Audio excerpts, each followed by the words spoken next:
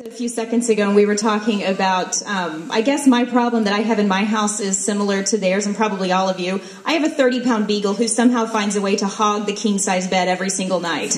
But Lisa and Paul have, what was it, a Rottweiler and a St. Bernard? And she said in a king-size bed, it's still not enough room for all of them. So, Paul and Lisa, congratulations and thank you. The next award is being presented to someone who has been actively involved with Gateway Pet Guardians since its inception in the mid-90s. A lifelong resident of the Metro East, she has witnessed firsthand the tragedy and suffering that these animals are subjected to every single day. During that time, she has always been an animal lover and become a real supporter of Gateway Pet Guardians and its mission when her sister PJ founded this organization. Albert Schweitzer once said, "The value of a society is based upon its kindness to animals." Deborah Martin has been a believer, supporter, and devoted cheerleader for this group, and we cherish her as our friend. Ladies and gentlemen, please welcome Deborah Hightower Martin.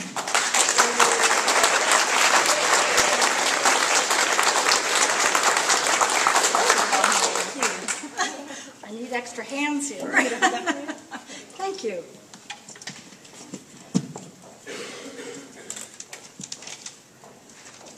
It is dark over here in the corner.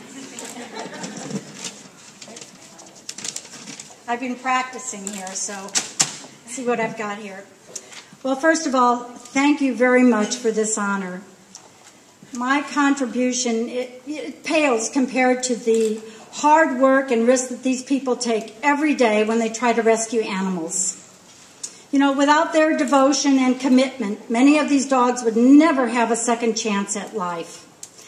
I guess you know by now that PJ is my sister, and I think her mission in life is to make sure my house is never empty. I remember one day, about 6 years ago, I was visiting my vet with one of my other dogs, and I was ready to leave, and they said, "By the way, your new dog is ready." And I said, "What new dog?" "Well, your sister said you're taking this Jack Russell Terrier." Okay. So that's when we met Henry. He's affectionately known around the house as the dog from hell. But, Jack Russells, what do? You know, they are who they are. And we've had Henry now for 6 years, and Peggy rescued him off these streets. And he's still quite the character. And then about 2 years ago, PJ and my mom, Bernice, were coming over for dinner. Well, she called before she came, and she said, "Can I bring someone?" My husband and I looked at each other and we knew it wasn't going to be a date. Well, that's when Amy and Peggy came over and we met Clarence. Well, Clarence had lived on the street for 4 years before they finally chased him down and rescued him. And apparently he had a buddy and his buddy got hit by a car, and Clarence had laid down by his buddy and just wouldn't leave. Well, I think they spent hours trying to catch him. So Amy had fostered him for 6 months, and they brought him over, and now Clarence is a permanent fixture at our house. So then, let's see, it was July 3rd. I was in my barn. I also have now I have a horse. She called and said, "I'm desperate. I've got three female pups.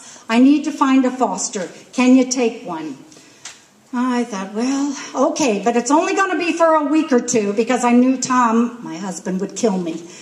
So I drove to St. Louis. I picked up, I think her name at the time was Allegro, but I called her Mitzi, and brought her home, and my husband took one look at her, and I mean, not a word was uttered. He fell instantly in love with her. I mean, it wasn't 2 days. He was taking pictures of her, emailing our friends saying, "Look at our new puppy." And so, my husband never says no to a pretty face. So I have to say, no, you don't. So I want to give a special thanks to my husband, who after 27 years of marriage has never said no. Thank you, honey. And a special thanks to my mom, who growing up, Peggy and I were never without a dog, as long as I can remember. So, in closing, I'd like to say, these dogs, they give such unconditional love. They try so hard to never disappoint. So if you're here and you can take one of the best friends you'd ever find on this earth, I urge you to do so. So either adopt, foster, or contribute what you can. And finally, as the sister of Peggy Jean Hightower, I would like to say, she always told me, growing up, what a drag it was to be the baby sister of you. Everywhere she went, oh, you're Debbie Hightower's sister. And she felt like that's how she was known through life. Well, let me just say tonight, PJ, I have never been more proud and honored than to be known tonight as PJ's sister. Thank you.